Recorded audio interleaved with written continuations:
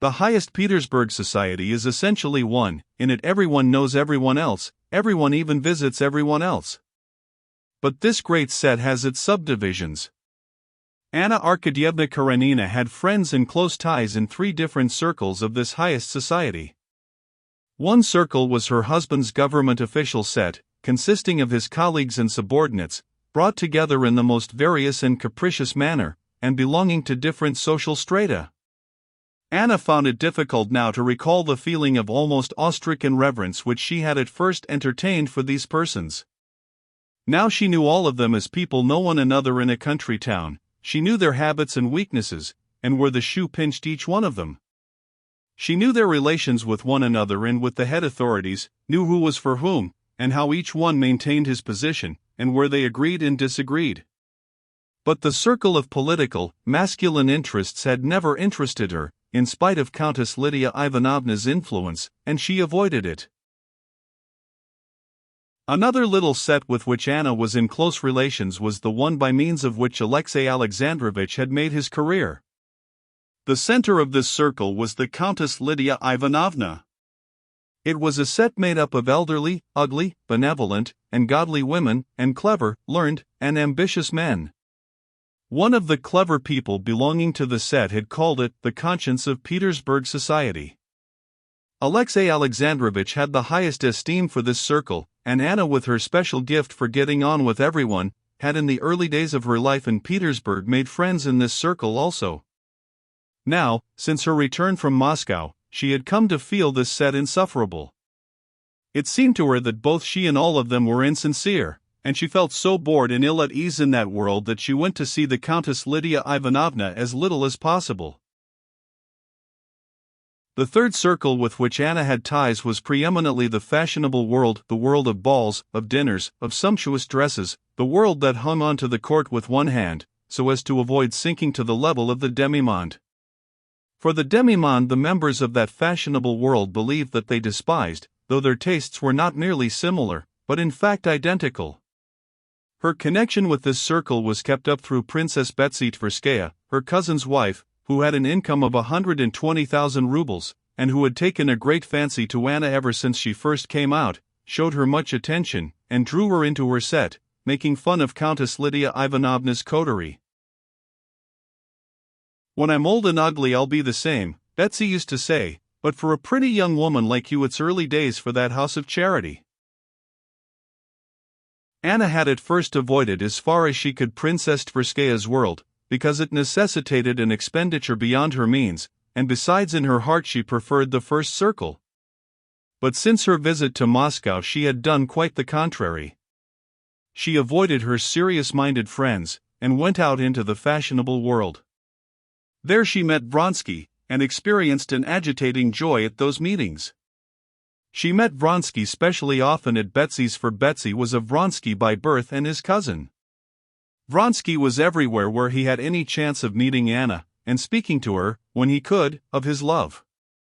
She gave him no encouragement, but every time she met him there surged up in her heart that same feeling of quickened life that had come upon her that day in the railway carriage when she saw him for the first time. She was conscious herself that her delight sparkled in her eyes and curved her lips into a smile, and she could not quench the expression of this delight. At first Anna sincerely believed that she was displeased with him for daring to pursue her. Soon after her return from Moscow, on arriving at a soirée where she had expected to meet him, and not finding him there, she realized distinctly from the rush of disappointment that she had been deceiving herself, and that this pursuit was not merely not distasteful to her, but that it made the whole interest of her life. The celebrated singer was singing for the second time, and all the fashionable world was in the theater. Vronsky, seeing his cousin from his stall in the front row, did not wait till the entr'acte, but went to her box. "Why didn't you come to dinner?" she said to him. "I marvel at the second sight of lovers," she added with a smile, so that no one but he could hear, "she wasn't there. But come after the opera." Vronsky looked inquiringly at her. She nodded. He thanked her by a smile, and sat down beside her. "But how I remember your jeers," continued Princess Betsy, who took a peculiar pleasure in following up this passion to a successful issue. What's become of all that? You're caught, my dear boy. That's my one desire, to be caught, answered Vronsky, with his serene, good-humored smile. If I complain of anything, it's only that I'm not caught enough, to tell the truth. I begin to lose hope. Why, whatever hope can you have, said Betsy, offended on behalf of her friend. In tendons nous. But in her eyes there were gleams of light that betrayed that she understood perfectly and precisely as he did what hope he might have. None whatever, said Vronsky, laughing and showing his even rows of teeth. Excuse me, he added, taking an opera glass out of her hand, and proceeding to scrutinize, over her bare shoulder, the row of boxes facing them. I'm afraid I'm becoming ridiculous. He was very well aware that he ran no risk of being ridiculous in the eyes of Betsy or any other fashionable people. He was very well aware that in their eyes the position of an unsuccessful lover of a girl, or of any woman free to marry, might be ridiculous.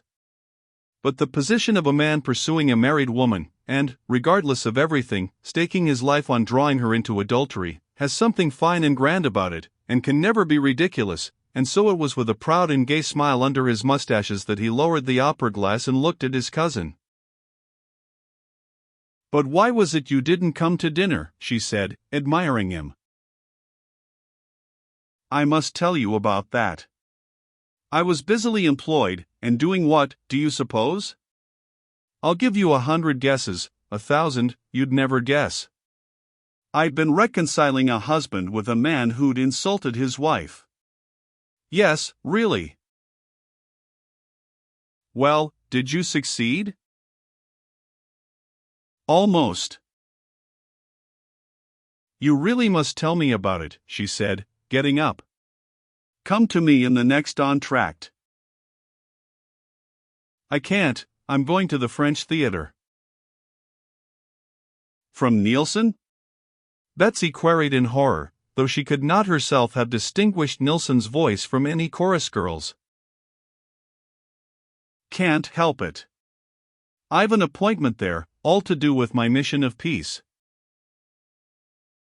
Blessed are the peacemakers, theirs is the kingdom of heaven, said Betsy, vaguely recollecting she had heard some similar saying from someone. Very well, then, sit down, and tell me what it's all about.